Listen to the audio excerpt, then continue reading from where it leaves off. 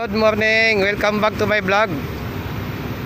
Ang aking video sa ngayon ay itong tama na pag-erect o pag-install ng ating scaffolding dito sa kulom para maging safety talaga yung tatapakan ng tao o akyatan. Ayan, yung tamang pamamaraan. Ito yung naka-standard na paggawa ng ating scaffolding. Ang ginamit dito ay ring lock at saka yung gumamit ng beast jack para sa adjuster ng elevation.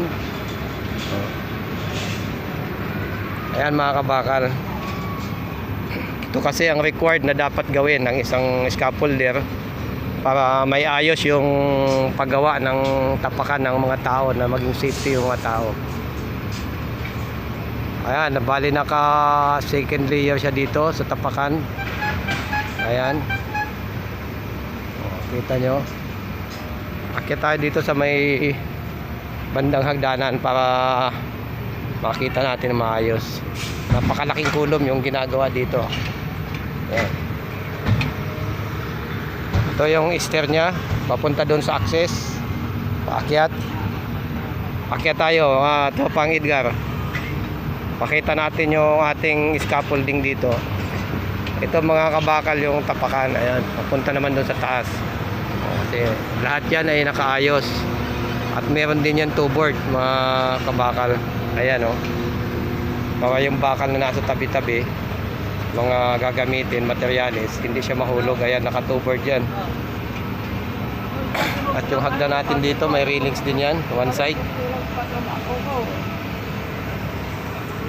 Kaya pala mga kabakal, mga ka-construction, kapag dumaan ito sa inyong mga wall, pahingi naman ako ng subscribe para ma-hit ko yung aking 1,000 subscribers, na sa ganun ma-monetize yung aking YouTube channel.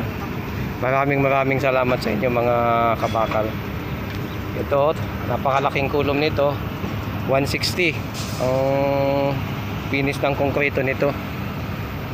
Ang vertical nito 32, ang outer nya 12 mm lang. Ayan mga kabakal, yung napakagandang pagkakagawa ng scaffolding na tatapakan ng mga tao. Dalawang ginamit na platform. Ayan, nakita nyo, dalawang magkatabi para malawak yung tapakan ng mga tao pag gumagawa.